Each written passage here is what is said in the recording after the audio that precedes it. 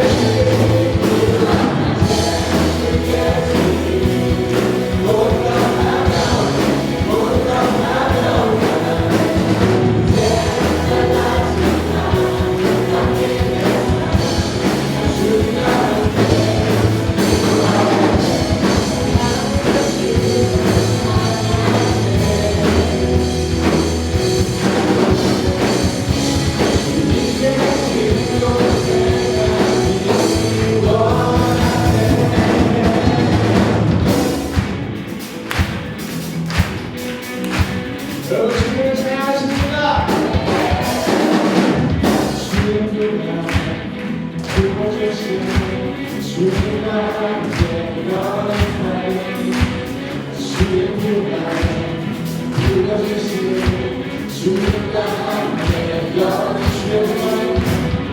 주님과 불러주신 주님과 함께 영원히 주님과 불러주신 주님과 함께 영원히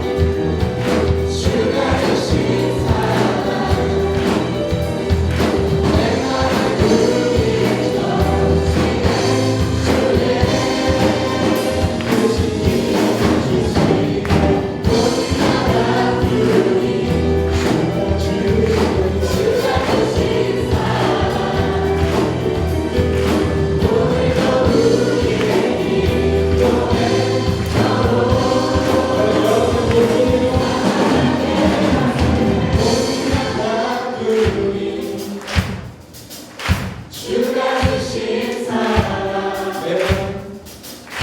내 마음 누리죠 시대 주의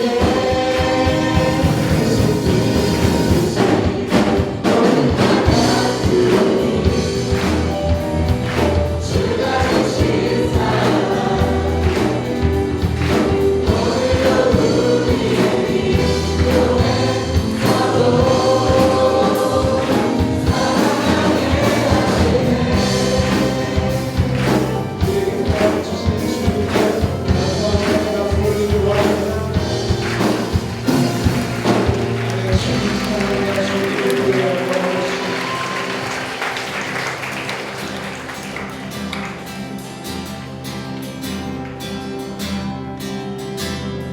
예수 나의 구주 삼고 성령과 피로써 거듭나니 이 세상에서 내 영혼이 하늘의 영광 주님이로다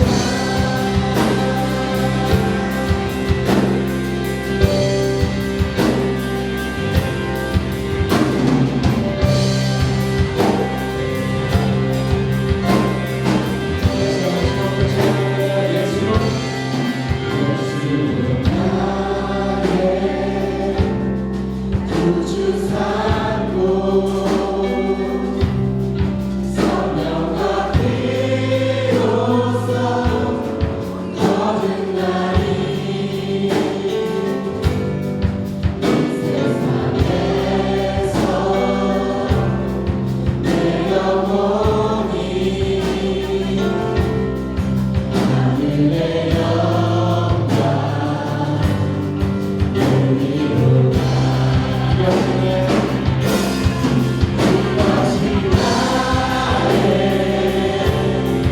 안식이요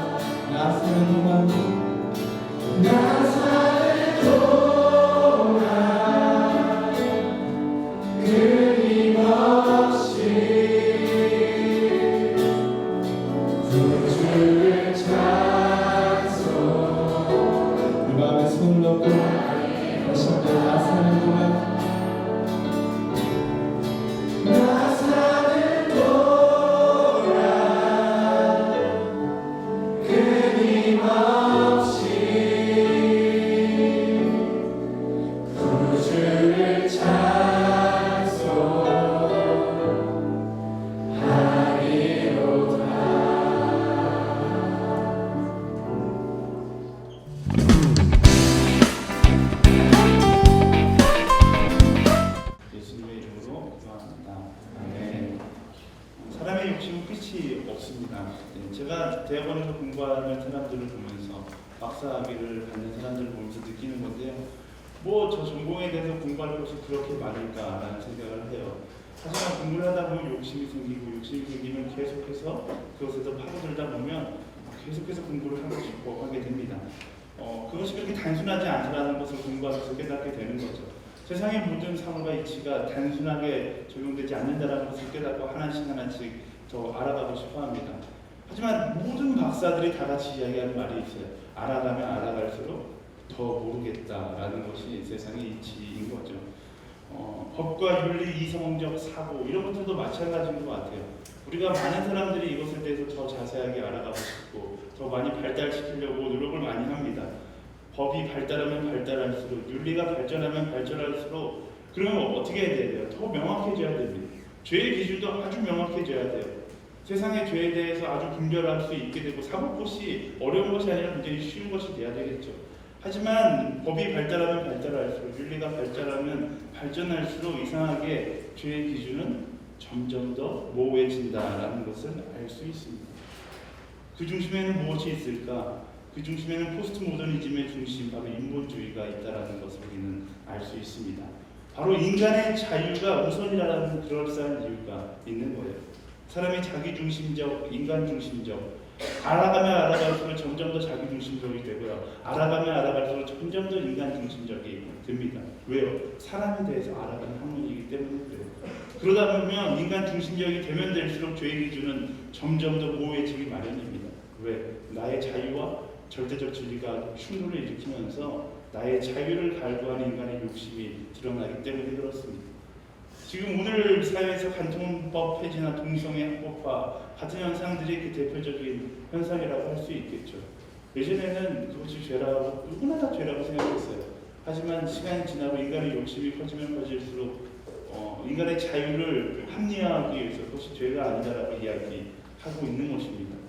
이처럼 죄에 모호해지는 현상은 인간의 조금은 더 자유로워지고 싶어하는 인간 중심적인 사고에서 나오는, 다시 말하면 삶에 대한 욕구, 조금 더 자유로운 삶에 대한 욕구에서 나오는 현상이다라는 것입니다.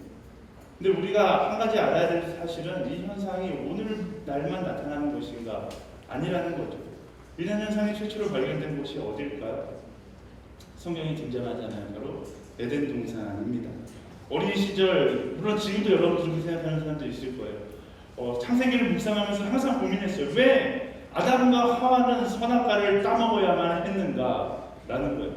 하나님께서 모든 것을 다 주셨는데, 완벽하게 다 주시고 다 오케이 하셨는데 왜 하필 그 한 가지 하지 말라는 선악과를 따먹었는가? 이상하잖아요. 근데 오늘의 모습을 보면서 그 답을 우리는 알 수 있습니다. 어쩌면 아담과 하와가 우리에게 이런 질문을 할 수 있는 거죠.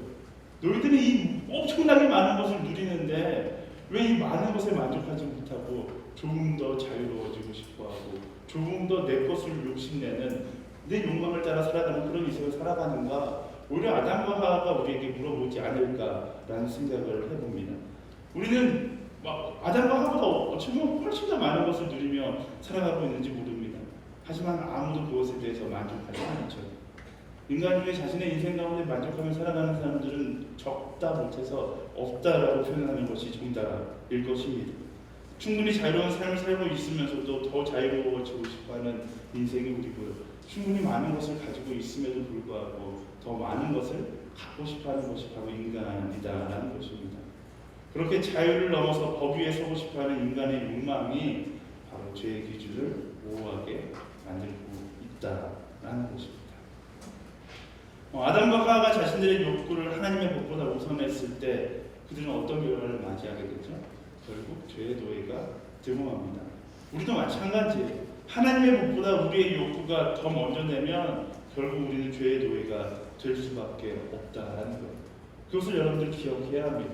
오늘을 살아가는 현대인들일수록 더욱더 그 사실을 기억해야 돼요. 나의 욕심이 말씀보다 앞서게 되면 그때 우리는 죄의 노예가 될 수밖에 없다라는 것입니다. 이런 시대 흐름 가운데 살아가는 우리 그리스도인은 어떻게 살아가야 하는가? 그리스도의 시대의 역할은 바로 죄의 기준이 모호해지는 이 시대 가운데 기준을 가지고 살아갈 수 있어야 된다라는 겁니다. 기준을 가지고 살아가는 것을 넘어서 이 시대 가운데 기준이 되는 사람이 되어야 한다라는 거예요. 모두가 다 평안함을 이야기하고 있을 때 말씀이라는 절대 기준을 가지고 말씀 가운데 누릴 수 있는 참된 평안을 우리 인생으로 보여줄 수 있는 사람이 되어야 한다라는 것입니다. 그게 바로 그리스도인이죠. 세상이 변한다고 해서 나도 같이 변하겠다. 세상이 변한다고 해서 나의 신앙도 같이 변하겠다. 그렇게 세상에 따라 변화되는 것이 그리스도인이 아니라 세상이 변화된다 할지라도 시대는 악해진다 할지라도 더욱더 말씀을 따라 살아가는 인생이 무엇인지 알려주는 사람이 그리스도인이 되어야 한다라는 겁니다. 시대의 달콤함에 마음을 빼앗기지 않고 마지막까지 말씀이 이야기하는 그런 인생을 살아갈 수 있는 사람이 되어야 하는 거죠. 그래서 제가 매번 하는 이야기지만 시대가 악해지면 악해질수록 우리는 더 말씀 앞에서 정직한 인생을 살아가야 돼요. 그러면 시대는 우리를 향해 손가락질하겠죠. 옳지 않다, 바보 같다, 어리석다. 하지만 이것이 그리스도인이 살아야 될 사명인 거예요. 왜요? 시대가 옳지 않은 길을 걸어간다 할지라도 그 시대에게 마지막 소망이 되어줘야 하는 것이 바로 그리스도인이기 때문에 그렇습니다. 사람들이 이야기합니다. 요즘 그런 이야기 되게 많이 듣는 것 같아요. 예수는 참 좋은데 교회는 싫다. 예수는 참 좋은데 교회는 싫다. 뭔가 이상하지 않습니까? 반대가 돼야 되죠. 반대가 돼야 되는 거예요. 예수는 나는 잘 모르겠는데 교회는 참 좋다. 이게 그리스도인이 들어야 될 평가인 것입니다. 그래야 복음이 전파가 될 수 있는 거예요. 예수는 잘 모르겠는데 교회 다니는 그리스도인들 보면 참 좋은 것 같아요. 이런 평가를 들을 수 있는 여러분들 한 사람이 한 사람이 되기를 예수님의 이름으로 축원합니다. 세상의 흐름에 따라가는 인생이 아니라 잘못된 길을 걸어가는 세상 사람들에게 이 길이 이렇게 걸어가는 것이 참된 길이다. 그 길을 보여줄 수 있는 바로 등대와 같은 인생이 그리스도인이 되어야 한다는 거예요. 브라질 찬양에 보면 등대라는 단어가 참 많이 나옵니다. 저는 그 표현이 너무나 좋은 것 같아요. 등대는 움직이지 않습니다. 등대는 있는 그 자리에서 빛을 비춰주는 역할을 하는 거죠. 아무리 빛을 많이 비추고 세상의 빛으로 살아간다 할지라도 등대가 움직이면 올바른 길로 인도할 수 없는 거잖아요. 우리 인생도 마찬가지예요. 빛으로 살아가는 것도 굉장히 중요하지만 그 이전에 말씀의 뿌리를 내리고 움직이지 않는 등대가 먼저 되어야 한다라는 것입니다. 세상의 기준에 흔들리는 그런 등대가 아니라 세상이 어떤 방향으로 간다 할지라도 꿋꿋이 그 말씀의 자리에 서서 세상을 향해 올바른 길을 안내해 줄 수 있는 그런 등대와 같은 사람들, 그런 그리스도인이 바로 여러분들 한 사람 한 사람이 되기를 축복합니다. 우리 옆 사람에게 선포해 볼까요? 등대와 같은 사람이 될지어다. 아멘. 오늘 말씀하는 사도 요한이 바로 그런 이야기를 하고 있는 거예요. 그리스도인이여 시대의 등대와 같은 사람들이 되라라는 겁니다. 시대를 쫓아 말씀을 왜곡하는 이들에게 마음을 빼앗기지 말라라고 이야기하고 있어요. 말씀을 자기 마음에 따라 해석하는 사람들을 주의하라고 경고하고 있습니다. 극단적인 방법으로 말씀을 해석하면 이단에 빠지지 말라라는 거예요. 신천지에 빠지지 말라라는 거예요. 하나님의 교회에 빠지지 말라라는 거예요. 그래서 조금 더 자세하게 들어가 보면 우리 한 사람 한 사람에게 더 현실적인 이야기를 하고 있는 것이 오늘의 말씀입니다. 18절 19절 말씀 같이 읽어볼까요? 시작. 자녀들이여 지금이 마지막 때입니다. 그리스도를 적게 하는 사람이 올 것이라고 여러분이 듣는 대로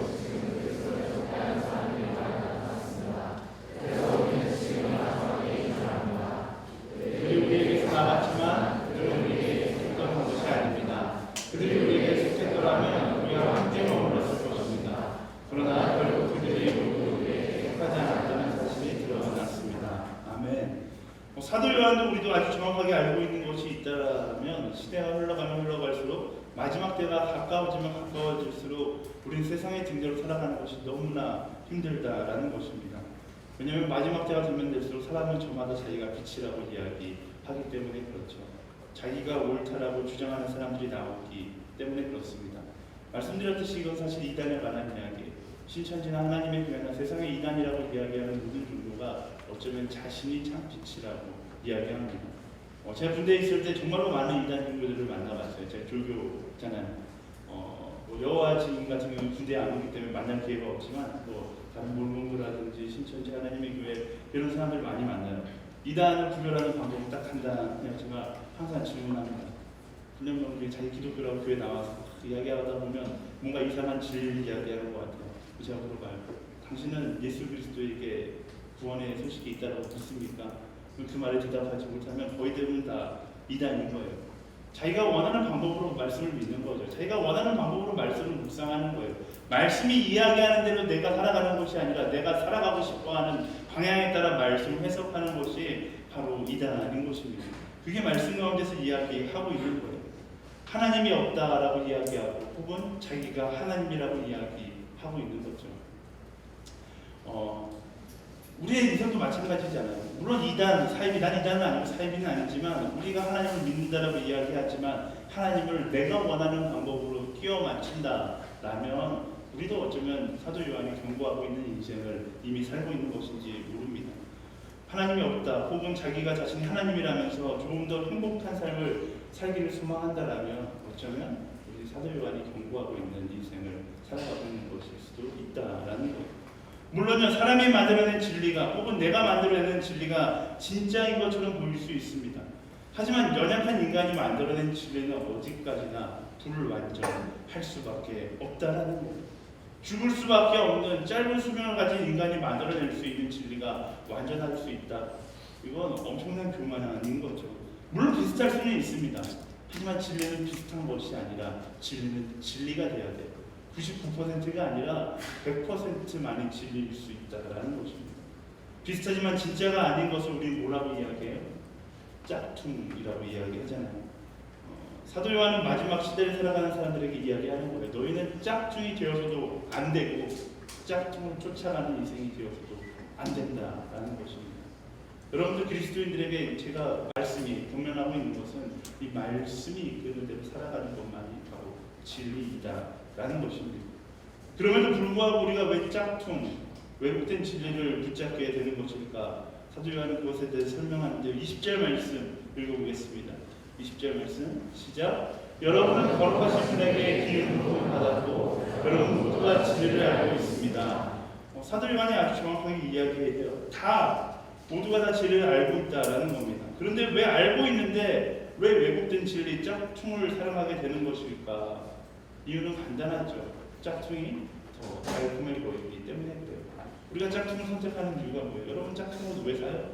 동대문에 가서 어제 우리 브라질 가는데 브라질에도 그런 거리가 있어요. 짝퉁만 파는 거리가 있어요. 그런데 가면 사람들이 바글바글 해요. 왜 짝퉁을 살까요? 이유는 간단해요. 짝퉁이 더 싸기 때문에 그렇죠. 더 지불할 것이 없기 때문에 그래요. 더 달콤하게 보이기 때문에 그렇습니다. 왜곡된 진리를 따라가는 것이 더 적게 나의 인생을 지불한다라고 생각하기 때문에 그래요. 결국 더 편한 것, 더 쉬운 것, 더 나를 위한 것을 추구하다 보면 결국 우리는 짝퉁을 찾아가는 인생을 살아갈 수밖에 없다라는 거예요. 여러분의 인생의 선택 기준이 더 편한 것, 더 좋은 것, 더 나를 행복하게 해줄 수 있는 것에 있다라면 결국 우리는 짝퉁을 선택하는 인생을 살아갈 수밖에 없다라는 것입니다. 진리는 하나님으로부터 오는 것이지만 왜곡된 진리는 나의 욕망으로부터 나오는 것이기 때문에 그래요. 하지만 말씀은 뭐라고 이야기합니까? 말씀은 우리가 짝퉁을 선택하는 것이 아니라 진리를 선택해야 하고 그 진리는 바로 예수 그리스도라고 이야기하고 있습니다. 진리는 예수 그리스도를 향하게 되어 있다라는 거예요. 그래서요, 더 많은 것을 지불하더라도 또 고난이 있다 할지라도 예수 그리스도를 향해 가고 아픔이 있다 할지라도 예수 그리스도를 향해 가야 하는 거예요. 선교사들이 죽음을 무릅쓰고 갈 수 있는 이유가 뭐예요? 브라질하고 그렇지 235만 원 내놓고 고생하러 가는 거 이유가 뭐예요? 235만 원 내면 여러분 제가 막 우선 비행기에서 이야기했어요. 235만 원이면 발리에서 7일 동안 풀빌라를 빌려서 쓸 수 있는 비용이다. 우리가 이 돈을 내고서 이 브라질 아울렛에 가서 정말 벌레가 많은 지역에 가서 벌레에 물리면서 고생하는 이유가 무엇인가? 바로 거기에 예수 그리스도가 계시기 때문에 그런 거죠. 고난이 있고 고통이 있다 할지라도 모기가 있다 할지라도 예수 그리스도가 그 안에 있다라면 나아갈 수 있는 것, 그것이 바로 진리를 향해 살아가는 사람의 모습이다라는 것입니다. 어쩌면 이것이 인생의 정답일 수도 있는 거예요. 이게 불법이 판을 치는 세상 가운데 정직하게 살아가야 할 이유이고 시간이 금이라고 이야기하는 세상 가운데 예배하는 데 시간을 투자하는 또 사랑하는 데 시간을 투자하는 이유이기도 한 것입니다. 많은 사람들이 선택의 갈림길에서 고민합니다. 어떤 길을 걸어가야 하는가? 저에게 찾아오는 거의 대부분의 사람들이 있고 많은 사람들이 이런 고민을 해요. 어떤 길을 가야 합니까? 여러분들이 그런 고민할 때 인생의 선배나 교육자에게 찾아가서 어떤 길을 걸어가야지 옳은 거냐 물어볼 때가 있죠. 근데 저는 그렇게 고민할 이유가 없다라고 생각해요. 그리스도인에게 선택의 기준이란 딱 한 가지입니다. 말씀, 바로 예수 그리스도를 위한 길이 무엇인지를 고민하면 되는 거예요. 예수 그리스도를 위한 길이 무엇인지를 고민하면 되는 거예요. 저를 찾아오는 사람들이 한 80% 정도는 답을 알고 있으면서도 자신의 욕심과 예수 그리스도를 따라가는 길과 그래서 갈등하는 것처럼 자신의 욕심의 마음이 있기 때문에 와서 혹시 최성민 목사가 내 욕심이 옳다라고 이야기해 주진 않을까라는 기대감을 가지고 오지만 절대로 그런 대답을 해드릴 수가 없죠. 답은 간단해요. 예수님께서 원하시는 선택을 하면 되는 거예요. 복잡하게 생각하는 게 아니라 단순하게 명쾌하게 결정하면 되는 겁니다. 물론 때로는 명쾌하게 떨어지지 않는 고민들이 있습니다. 이 대학을 가야 하는가, 저 대학을 가야 하는가, 이 전공을 선택해야 되는가, 저 전공을 선택해야 하는가. 뭐 이거 여러분들이 직면한 문제고 앞으로 만나게 될 문제들은 그런 거겠죠. 저 남자인가, 이 남자인가, 저 여자인가, 이 여자인가, 저 직장인가, 이 직장인가. 고민해도 기도해도 무엇이 하나님께서 원하시는 길인지 애매모호한 갈림길들이 있습니다. 이럴 때는 어떻게 해야 돼요? 믿음으로 하나님과 동행하며 걸어가면 되는 거예요. 찬양은 그렇게 잘하는데 선택은 못해요. 부르신 곳에서 나는 예배하면 내가 걸어갈 때 길이 되고 살아갈 때 삶이 되는 그곳에서 나는 예배하겠다. 여러분들이 갈림길에 봤을 때 무엇이 예수님께서 원하시는 길인지 이 길도 원하시는 것 같고 저 길도 원하시는 것 같으면 믿음을 가지고 담대하게 발을 내디디면 되는 거예요. 그러면 광야의 길을 만드신 하나님께서 보이지 않는 내 입에 길을 만드실 것입니다. 이런 것들에 너무 많은 고민의 에너지를 쏟아부을 필요가 없어요. 고민만 죽어나는 사람들이 있어요. 거기 기도하고 있어요. 만난 지 1년 6개월이 됐는데 아직도 계속 기도하고 있는 사람들 있잖아요. 이런 데 에너지 소비하지 마세요. 여러분이 믿음을 가지고 선택하면 이 남자를 만나든 저 남자를 만나든 하나님께서 선하게 이루실 것이다 라는 그 믿음을 가지고 나아갈 수 있는 그런 여러분들이 되기를 예수님의 이름으로 축원합니다. 네. 다시 본론으로 돌아와서 세상을 복잡하게 살아가는 사람들이 있습니다. 말씀이 아니라 왜곡된 진리, 만들어낸 진리를 따라가는 사람들이 있는 거예요. 이런 사람들은 자기가 편한 방법대로 생각을 합니다. 기도도 그냥 자기 방법대로 해요. 기도가 아니라 거의 협박에 가까울 정도로 하나님 이거 해주십시오. 뭐 이렇게 기도하는 사람들이 있어요. 그게 올바르지 않은 기도의 모습이죠. 기도의 자기 방향성이 너무나 확실하면 그 올바른 기도가 아닌 거예요. 기도는 뭐예요? 내가 원하는 것을 내려놓고 하나님의 뜻을 구하는 것이 기도잖아요. 기도의 방향도 결국 예수님을 향해야 되는 거예요. 너무나 많은 사람들이 자기 욕심을 향해서 기도하는 순간들이 있죠. 이런 부류의 사람들은 예수님께서 원하시는 길이 무엇인가를 고민하는 것이 아니라 기도하기 전에 내가 먼저 생각하는 거예요. 내가 편한 것이 무엇인가, 내게 좋은 것이 무엇인가, 그렇게 다 자기가 결정해놓고 그 다음에 하나님께 달라고 이야기하는 거죠. 순서가 잘못된 거죠. 내게 편한 것, 내가 좋아하는 것 무엇인가 고민을 내려놓고 하나님께서 원하시는 것이 무엇인지를 물어볼 수 있어야 한다라는 것입니다. 기억하세요. 아담과 하와가 자신의 욕심을 따라 선택했어요. 하나님의 말씀보다 자신의 욕심을 따라 저 선악과를 먹으면 하나님처럼 될 것이다 라는 기대감을 가지고 선악과를 따먹었어요. 그러자 어떻게 됩니까? 그들이 선택한 그곳에 바로 죄가 있었던 거예요. 마찬가지예요. 우리의 육신의 행복을 찾아 선택한 길에는 항상 죄가 있을 수밖에 없다라는 것입니다. 여러분의 인생의 길잡이를 육신의 편안함이나 여러분 성공이 두지 않게 되기를 바랍니다. 편안함이 절대로 여러분을 올바른 길로 인도하지 않습니다. 인생의 길을 인도하는 나침판이 자신의 욕심 혹은 편안함인 사람들이 있어요. 그래서 나침판이 기준이 없어요. 그냥 시집대로 가리키는 방향이 바뀌는 거죠. 그런 사람은 결국 죄의 길을 걸어갈 수밖에 없는 것입니다. 그래서 하나님께서 변하지 않는 기준을 우리에게 주신 거죠. 말씀이라는 기준을 주신 거예요. 예수 그리스도라는 기준을 우리에게 주신 거예요. 말씀을 따라가는 사람, 예수 그리스도를 따라가는 사람이 비로소 하나님께서 원하시는 그 길을 걸어갈 수 있게 되는 것입니다. 이번에 아마존을 다녀왔어요. 5년 만에 저는 아마존에 다시 가게 됐는데 아울지 끝판왕이라고 광고하면서 막 갔어요. 근데 아까 전에 소연자매가 간증했듯이 갑자기 마지막에 지금 아마존 아마존을 보호하는 기관이 푸나이라는 기관이 있는데 이 푸나이가 아마존을 너무나 지금 집중적으로 단속하고 있어서 저희가 들어갈 수 없게 됐습니다. 그래서 끝판왕 아울리지는 아니겠구나라는 마음으로 브라질에 가게 됐어요. 부족에는 들어가지 못하고 배를 타고 아마존 강을 따라가면서 반벽마을에 살고 있는 인디오들이나 브라질 사람들을 브라질 사람들에게 복음을 전하는 사역을 했습니다. 다들 마음을 놓고 있었어요. 바나에 가지 않으면 참 행복하겠구나. 강변에 커다란 배를 빌려서 8명이 그물침대를 걸어놓고 그물침대에 부어서 6시간 동안 가면서 이곳이 천국이다라고 생각했어요. 물론 마음 한편에는 약간의 죄책감도 좀 있어서 이렇게 편하게 지내도 되는 것인가 생각을 하면서 마을에 도착했습니다. 마을 뷰가 정말 끝내줬어요. 영화에서 보는 마을처럼 앞에는 강이고 뒤에는 조그만 예쁜 색색들의 집들이 있고 이곳이 바로 천국이구나라고 생각을 했습니다. 그리고 저녁이 되고 저녁 6시가 돼서 저녁을 먹으려고 했는데 무언가 날아다니기 시작하는 거예요. 어두워져서 아무도 몰랐어요. 이게 뭔지 몰랐어요. 그리고 밥을 먹으려고 숟가락을 뜨는데 손이 간지러워서 후레쉬를 붙여보니까 모기 한 20마리가 제 팔에 앉아있는 것이 딱 보이는 거예요. 뭔가 느낌이 이상했어요. 뽀를 알아듣는 수 있는 사람이 저밖에 없는데 저도 그나마 잘 못 알아듣거든요. 뽀를 못 알아들었었는데 자세히 들어보니까 저녁 6시에 모기가 와서 다음날 아침 6시에 돌아간다라는 거예요. 너무나 많은 벌레들이 있어요. 자매들이 막 입맛이 진짜 좋아서 살 빠진 자매가 아무도 없는데 입맛이 너무 좋아서 빠르게 많이 먹던 자매들도 입맛을 다 잃어버리고서 밥을 금식하고 금식 기도가 아니라 그냥 금식했어요.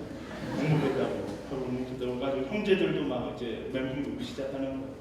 저녁 사역을 시작해야 되는데 벌레들은 너무 많고 교회에 들어가 봤어요. 교회는 좀 낫겠지 하고서 제가 기도하는 마음으로 교회에 들어갔어요. 이 교회에 성도들이 오는 게 아니라 온갖 잡벌레들이 다 오는 거예요. 한국에서 경험할 수 없는 그런 장면이 공중에 교회 불을 켜니까 공중에 엄청나게 많은 벌레가 한국에서 본 적도 없는 벌레들이 막 날아다니기 시작해요. 딱정벌레, 교과서에다 나올 것도 없는 벌레들 엄청나게 많은 벌레가 막 날아다니는 거예요. 이제 저부터 마음이 어려웠어요. 이런 곳에서 예배할 수 있을까? 이런 특승할 수 있을까? 그래도 어떻게 했어요? 준비 다 됐고 약속은 다 했는데 예배해야죠. 자매들이 막 왔어요. 그래서 자매들이 형제들이랑 블랙라이트를 준비하는데 제가 뒤에서 음악을 들고 이렇게 보는데 마음이 안쓰러운 거예요. 블랙라이트는 손은 움직이고 발은 손만 보이고 발은 안 보이는 거잖아요. 막 십자가를 만들고 막 이러고 있는데 뒤에서 만들고 이렇게 딱 서 있는 장면에 벌레들이 막 온몸에 달라붙는 거예요. 자매들은 이렇게 해야 되겠다는 의무감은 있는데 몸은 막 절절로 가능하니까 이런 모습으로 예배를 드리는 거예요. 마음이 정말 짠했어요. 근데 어쨌든 그렇게 시간이 지나고 마지막이 되니까 다른 사람들은 그래도 벌레에 양호하게 물렸어요. 많이 않고 바나바에 들어가는 거에 비하면 굉장히 양호하게 물렸는데 이상하게 저만 벌레가 저를 너무 많이 사랑하는 거예요. 마지막 날 이틀 남겨놓고 밤에 다리를 봤는데 뭔가 다리에 이상한 흔적이 남겨져 있어요. 아마존에는 3가지 벌레가 힘들게 첫 번째 모기, 이건 굉장히 쉬운 벌레고 삐용이라는 벌레가 있는데 이렇게 치고 지나가는 벌레. 이 벌레는 아마존 깊숙한 곳에만 있기 때문에 어렵지 않습니다. 근데 묵궁이라는 벌레가 있어요. 이 벌레가 이제 풀밭에 사는 벌레인데 걸어다니면 이게 탁 날아서 발목에 있는 각질을 먹으러 싹 들어와요. 그래서 피부 사이를 이렇게 올라오면서 이제 벌레가 계속 올라오는 거예요. 근데 제가 보니까 지난 5년 전에 봤던 상처가 딱 보이는 거예요. 이 상처는 굉장히 익숙한 상처인데 무슨 상처인가 아니야 다를까 다음날 되니까 허벅지까지 올라와 있고 다음날 되니까 지금 아랫배에 올라와 있어요. 근데 묵궁이가 저를 너무나 많이 물어서 괴로운 거예요. 죽겠어요. 묵궁에 물리면 어떤 증상이 일어나 열이 막 오르고 일단 엄청 간지러워요. 제가 지금 설교하느라 목까지 풀고 있지 저의 기본 동작을 요새 계속 이 동작이에요. 계속 긁고 있어요. 너무 힘들어요. 근데 힘들다 보니까 생각이 많아지는 거죠. 잠도 못 자고 밤에 이제 잠을 못 들면서 계속 생각해. 하나님 왜 나만 물어요? 이 마을에 나오는 거 쟤도 있고 송진이도 있고 재벌이도 있는데 왜 나만 물어요 하나님? 마음이 좀 어려워요. 다른 사람들은 여기 잠깐 왔지만 저는 아마존에 헌신하고 나중에 내가 성공하겠다고 결단한 사람인데 왜 나만 묻습니까?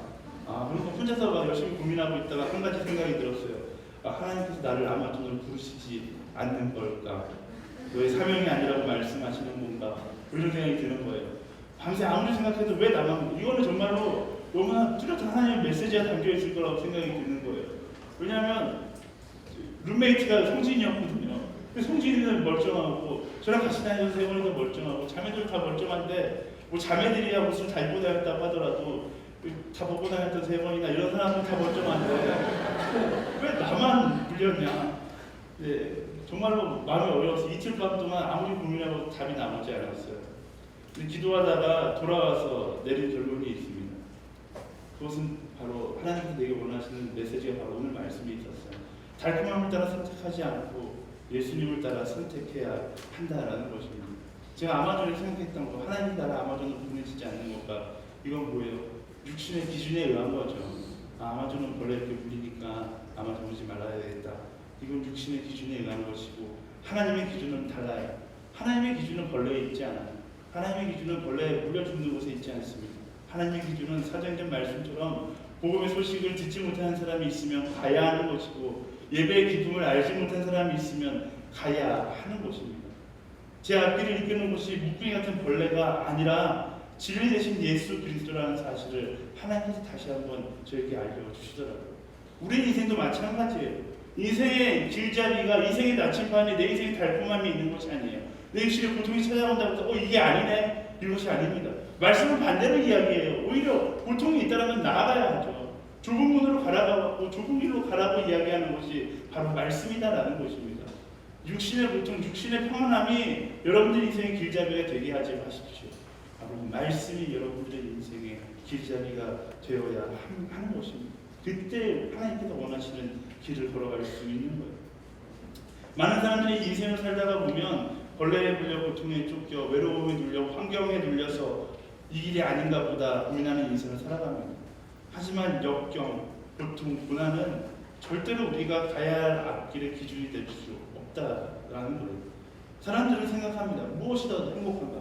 어떤 길이 더 행복한 길인가? 어떤 길이 내게 더 유익한 것인가? 이런 고민을 하는 인생을 살아가죠. 하지만 어떤 길을 걸어가도 어떤 선택을 하더라도 인생의 끝은 결국 불친의 죽음에 있습니다. 결국 끝이 있는 곳에 여러분의 인생을 걸지 마십시오. 육신의 달콤함에 여러분의 인생의 나침판을 빼앗기지 않아야 한다라는 것입니다. 저는 묵궁에 물린 상처를 보면서 더욱 강하게 결단했어요. 묵궁이가 내 피를 다 빨아먹고 내 각질을 다 먹어치운다 할지라도 나는 그곳에 가겠다라는 겁니다. 설사 그곳은 벌레에 물려 간절로 죽겠다 외치다가 진짜로 죽어버린다 할지라도 그곳이 복음이 필요한 곳이라면 말씀의 기준에 따라 그곳에 가야 한다라는 것입니다. 왜요? 예수 그리스도라는 인생의 나침반이 바로 그곳을 향하고 있기 때문입니다. 여러분의 인생의 선택지도 이와 같았으면 좋겠습니다.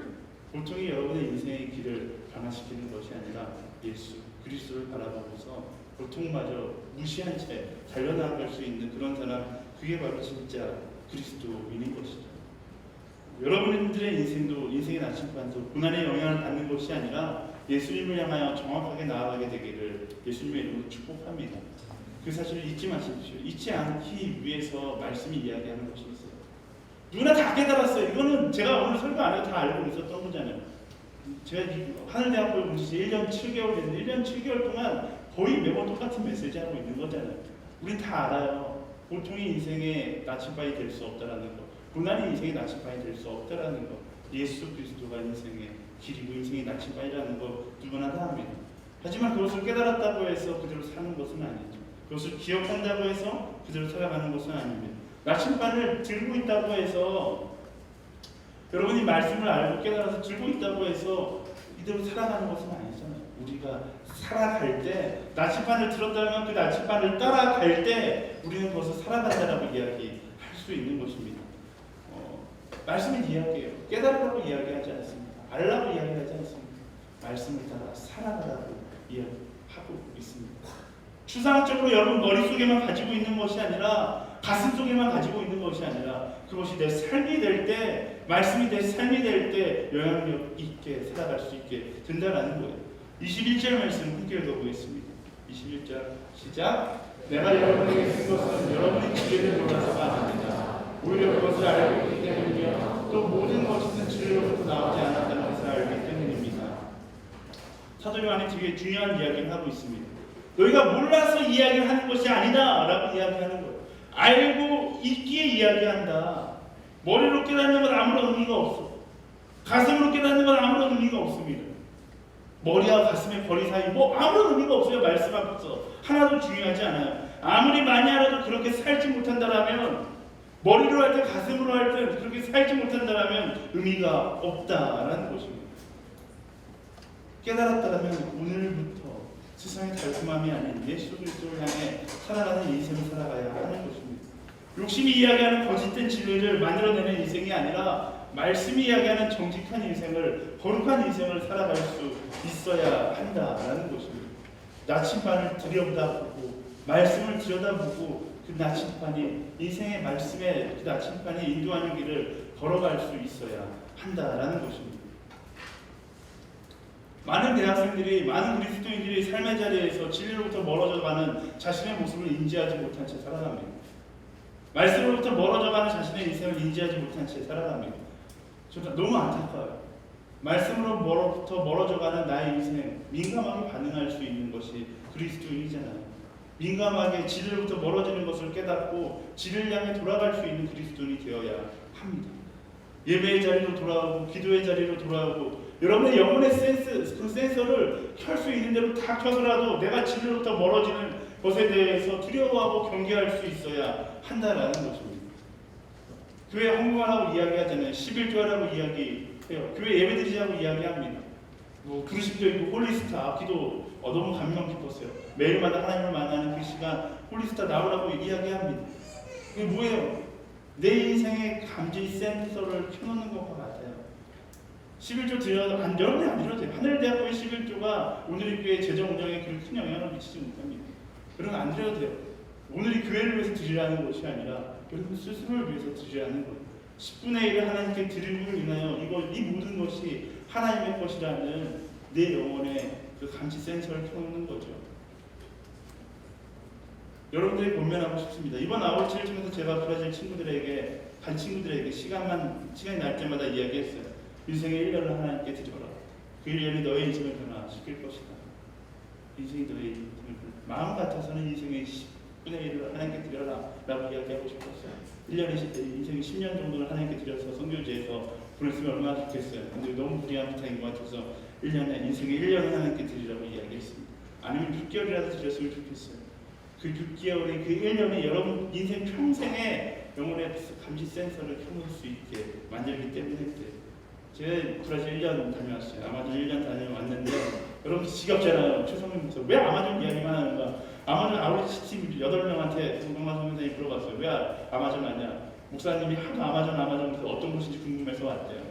여러분 다 비슷한 마음일 거 아니에요. 1년 7개월 동안 아마존 소리만 지겹게, 아마 제가 계속 이 자리에 있다면 아마 20년이 30년이든 계속 그 얘기 하겠죠. 왜 그래요? 그 1년이 저에게 너무나 소중한 시간이었고 그 1년이 저의 영혼의 감지 센스를 강력하게 켜놓은 시간이었기 때문에 그래요. 전 여러분들이 그런 경험을 다 하게 되기를 원합니다. 여러분 때밖에 못해요. 여러분 때밖에 못해요. 여러분 때 안에는 언제 할 수 있어요? 시간 다 보내고 노년이 돼서 은퇴한 다음에 할 수 있어요. 청년의 때가 되면 가정의 문제, 남편이 급하게 해요. 아내가 신앙이 없어요. 이래서 이제 문제들 때문에 못 가게 되는 거죠. 지금 여러분들 어때요? 여러분들이 FA 가라고 하면 고작 핑계대는 학교 다녀야 되기 때문에 그래요. 자격증 따야 되기 때문에 그래요. 이런 것들과 바꿀 수 있는 것이 아니에요. 여러분 인생의 1년을 하나님께 드리면 좋을 것 같습니다. 오늘의 교회 정말로 훌륭한 교회입니다. 나간다는 사람 말리지 않고 후원해주는 교회가 오늘의 교회예요. 저는 그 학부모라고 있고 여러분들 부모님들이 FA 간다고 이제 말리다가 아들이 저를 찾아오시거든요. 저를 찾아오면 저는 부모님께 말씀드려요. 어떻게 이 황금과 같은 기회를 가지 말라고 이야기할 수 있는가? 부모님한테 100원을 달라고 하는 것도 아니고 그냥 자식만 보내주시면 다 알아서 먹여서 재워서 훈련시킨 다음에 돌려보내주는 거예요. 부모님이 막 듣다가 뭔가 납득이 되시는 거예요. 황금과 같은 기회예요. 오늘의 교회 이런 교회 없어요. 여러분 선교 나가겠다라고 하면 후원해주면서 먹여줄 재워줄 다 해서 선교할 수 있도록 도와주는 교회가 어디 있어요? 여러분 인생의 1년 하나님께 드렸으면 좋겠습니다. 결단했으면 좋겠어요. 소망했으면 좋겠어요. 그리고 기도했으면 좋겠습니다. 오늘부터 FA 신청이 시작됩니다. 저는 하늘대학교 오는 그 순간부터 하나님께 기도했던 마음이 있어요. 하늘대학교가 선교하는 공동체가 되었으면 좋겠습니다. 하늘대학교가 선교하는 공동체가 되었으면 좋겠습니다. 하나님께 기도했어요. 하나님, 하늘대학교 제가 2년 동안 50명의 선교사가 나가게 해주십시오. 지금 몇 명이나 되는지 모르겠어요. 50명의 선교사가 제가 2년 동안 되면 제가 50번째 선교사가 돼서 나가겠습니다. 하나님께 기도했어요. 젊음의 시기를 드리기에 1년, 여러분 대학생의 시절에 드릴 수 있는 1년이 여러분의 인생에 가장 강력하고 사단이 절대로 공격할 수 없는 가장 확실한 나침반을 만드는 시간이 될 것이기 때문에 제가 여러분들에게 그 변명합니다. 너무 고민하지 마세요. 지금 이 순간 제 마음, 자기 마음 가운데 괜찮은데 이런 마음이 들면 하나님께 홀링하신 거예요. 반응하면 되는 거예요. 그리고 나아가면 되고 나가서 하나님을 만나고 그 만남을 통해서 여러분 인생을 살아가면 되는 것입니다. 그 사람이 권면하고 자기가 가고 싶은 옆 사람이 권면하는 여러분, 당신의 1년 하나님께 드리십시오. 강력하게 말씀하세요. 반대편 사람에게도 말해요. 당신의 1년 하나님께 드리십시오.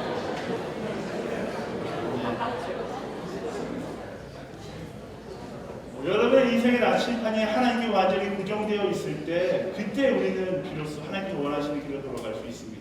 나의 행복, 나의 안정, 나의 편안함 이것이 아니라 예수 그리스도를 향해 나침반이 가리킨다라면 여러분은 하나님께서 원하시는 인생, 거기서 편안한 인생은 아닐지라도 평안한 인생을 경험할 수 있고 세상이 이야기하는 행복한 인생은 아닐지라도 하나님께서 주신 참된 평강을 경험할 수 있게 되는 것입니다. 27절에서 29절까지의 말씀을 읽고서 말씀을 마치도록 할게요. 27절에서 29절까지의 말씀 함께 읽어보겠습니다. 시작. 여러분도 알았다면 그리스도께서 우리를 부어주신 것이 여러분 안에 머무르고 아무도 여러분을 가르칠 필요가 없습니다. 그리스도께서 우리를 부어주신 것이 여러분에게 것을 가르쳐 주셨습니다. 그 가르침은 참되고 거짓이 없으니 여러분을 가르치신 그대로 그리스도 안에 머무르십시오. 그러므로 제자들이여 항상 그리스도 안에 머무르십시오. 그러면 그리스도께서 나타나실 때 우리가 담대하고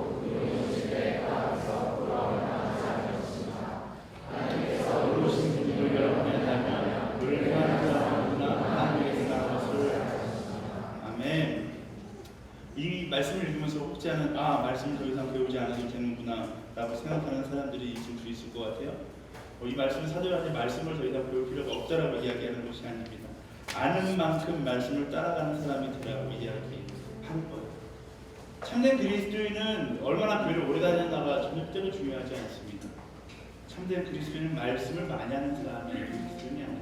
목사가 참된 그리스도인이 아니고 순장이 참된 그리스도인이 아닙니다. 내가 알고 있는 그리스도 안에 머무는 사람이 참된 그리스도인이죠. 말씀은 3번이나 반복해서 이야기합니다. 항상 그리스도 안에 머무는 인생이 되라. 많이 아는 것이 중요한 것이 아니라 얼마나 오랫동안 알았느냐가 중요한 것이 아니라 말씀은 정확하게 우리에게 권면합니다. 그리스도 안에 머물러라. 신앙은요, 오늘 바로 이 시간 하나님과 동행하는 것이 신앙인 것입니다. 브라질 아우리 집에 가면서 선교사님께서 선교에 대해서 이렇게 정의하셨어요. 선교는 그들과 함께 살아가는 것이다. 한마디 더 붙이면 그런 거겠죠. 선교는 그들 안에서 그리스도 안에 머무르며 함께 살아가는 것이다. 강명만 선교사님 지금 여러 명 다 알겠지만 저랑 굉장히 이렇게 막 고양이와 강아지 같은 사이예요. 서로 만나면 맨날 싸워요. 1년 동안 싸우다 못해서 이번에 갔는데 지난번에 싸우지 못한 것도 계속 막 아무나 싸웠어요. 근데 제가 강명만 선교사님 굉장히 존경하는 이유는 저의 또 친구이자 선교 모델이거든요. 왜냐면 이분은 아마존 선교사 중에 그렇게 선교하는 사람이 지금 거의 없어요. 아마존에 들어가서 그들의 친구가 되어주고 그들과 함께 살아가는 사람들이 거의 없어요. 아마존에 있는 사람들 데리고 나와서 신학교 교육을 시켜서 들여보내지 들어가서 친구가 되는 사람은 거의 없거든요. 근데 강명만 선교사님은 끝까지 포기하지 않았어요. 그냥 아마존에 들어가서 아마존 친구들과 함께 벌레 저보다 더 많이 물리시는 분인데 벌레 물려가면서 그들의 친구가 되어주는 분입니다. 그분이 성도를 이렇게 정의하시는 거예요. 그들 안에서 그리스도의 마음을 품고 함께 살아가는 것이 선교이다. 말씀의 나침반을 가지고 세상 가운데 들어가 그들과 함께 살아가는 것이 바로 선교인 것입니다. 사랑하는 여러분, 시대가 악합니다. 그리스도의 이런 악한 시대 가운데 그리스도를 향해 나아가는 길을 비추는 등대가 되어야 하고 우리의 기준이 되어야 하는 것입니다. 그게 바로 성교죠. 빛이 다른 것을 비추면 아무런 의미가 없습니다. 빛은 무엇을 비춰요? 망망한 어두운 바다를 가고 있는 배를 비추는 거예요. 하나님 말씀에 여러분의 뿌리를 두고 세상 가운데 방황하고 있는 친구들에게 나아가서 말씀에 비추고 그들을 인도하는 것, 그게 바로 여러분들의 사명이다라는 것입니다. 아우리치를 끝나고 인천공항에서 헤어질 때 제가 항상 하는 얘기가 있어요. 12박 13일에 아우리치가 끝났다고 모든 아우리치가 끝난 것이 아닙니다. 인천공항에 들어오는 순간 우리는 364박 365일짜리 아우리치를 새롭게 시작하는 것입니다. 이 자리에서 저 문을 나갈 때 여러분들은 새롭게 아우리치를 떠나는 거예요. 말씀의 뿌리를 두고 그리스도의 빛을 가지고 세상 가운데 나아가 망망한 바다에서 어디로 갈지 몰라서 헤매고 있는 사람들에게 빛을 비추는 인생, 그것이 바로 여러분들의 인생인 것입니다. 이 시간 우리 함께 찬양하면서 결단하며 기도했으면 좋겠습니다. 하나님, 세상 가운데 빛을 몰라 헤매고 있는 사람들에게 그리스도의 빛을 비추는 이 시대의 등대와 같은 그리스도인이 되기를 소망합니다. 그 마음을 가지고